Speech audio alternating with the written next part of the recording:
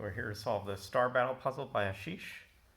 It looks like the thematic part of the puzzle are these 4 central regions that will each have 2 stars in 2x2 boxes, and those are fully specified. I guess it's not super obvious which of the 4 cells each of these stars will go in, but we can at least mark them where we can't. For instance, in this 10 cell region, mark where any of the stars could be, because it could be both over here or in different spots.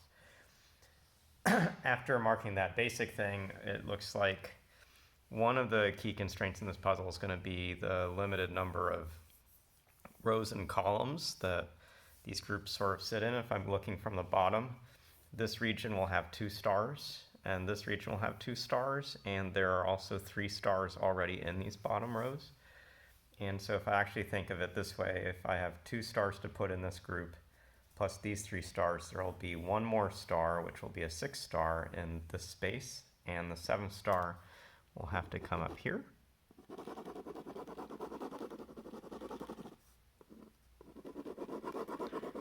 And I actually see that there looks to be the same deduction with the rightmost columns. This region up here is going to get 2 more stars. 1, 2, 3, 4, 5, 6. The stars are all accounted for in these columns, and the 7th star, which will be coming out of this region, will be down in this cell. So this lower right corner region gives us a pretty quick start in the grid. Coming back to this region as a whole, 1 more star will be in this bottom row, but the other star has to be in some other row that's not the bottom row, and the only place it can really be is in this cell, and that's going to force these stars to move over. Do some eliminations. There are 4 total stars in this space, so this cell can be eliminated. There will be a star here, but not in that cell. There will be a star here. There are 4 stars in these 2 rows, so these can be eliminated.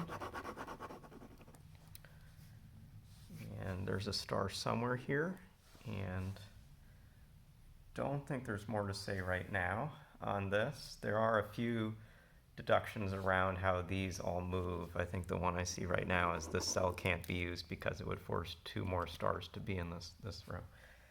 But what I'm seeing is having shaded over to the left, moving around the grid, we have 3 more stars to place up top, and they will have to be in the 1st, 3rd, and 5th rows because there'll have to be spaces between them. That's kind of thinking about how much space we've already marked off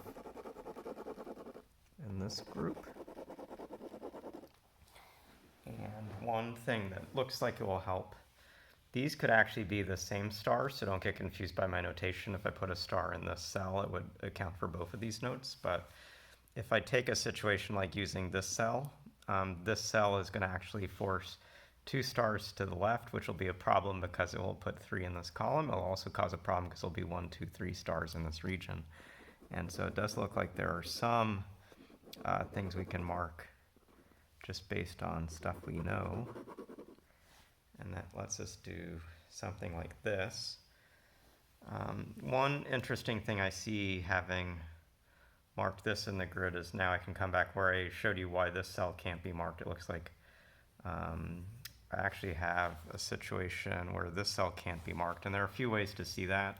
One is if it is marked, it eliminates this cell, which puts the star there. Both of these force 1s down.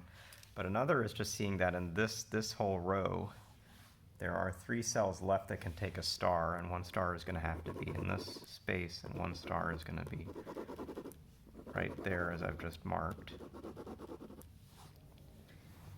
And with a star here, we can mark a few more cells not used. Now we should think about how these stars here will work as a circuit. I think I have a different meaning of circuit than the puzzle author who is using that as the puzzle theme. But one is to see that there are 2 ways this group can go. It can go like, you can put a star here, but putting a star here will force the last star in this group to go up top. Or if you put a star here, there's a star here. Recognize that in both of those positions, 1 of these cells is taken, which means 1 of these cells is what's in the 2nd row, which means that over here, this star is in the third row from the bottom, and it will have some counterpart in these scenarios like this. That cancels all the rest in this space and marks it like this. There are now just two spaces for stars up top. There's a star there, which forces this star, forces this star, forces this star. These two fill out the rows, so we'll cancel everything else. This star and this, which now has to be one star, will complete the row. And so that actually gives us this placement. There need to be two stars in here.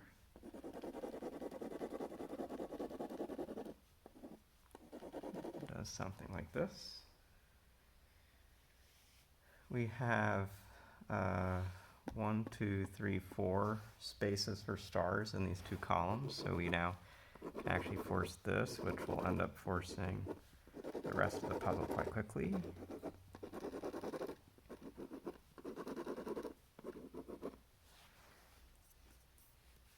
These two finish this column, puts a star here, puts a star here.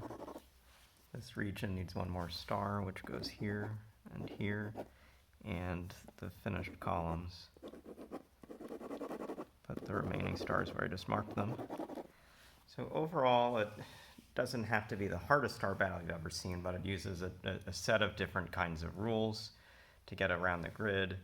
The first part of the puzzle was really about placing these two stars in this lower right corner region, recognizing that there are 6 stars plus one more looking in these lowest 3 rows, and there are 6 stars plus one more looking in these rightmost 3 columns. That'll get you an ability to clear these cells in this space and mark the start of some knowledge in the top, which will come across and eventually cause cancellations. There's a really tight way that there is a cluster of 4 stars down here, which would be in one of 2 orientations, really got us through the end of the puzzle. So hopefully you got a little bit of a sense of how to approach this puzzle with some new star battle rules, and we'll see you again soon.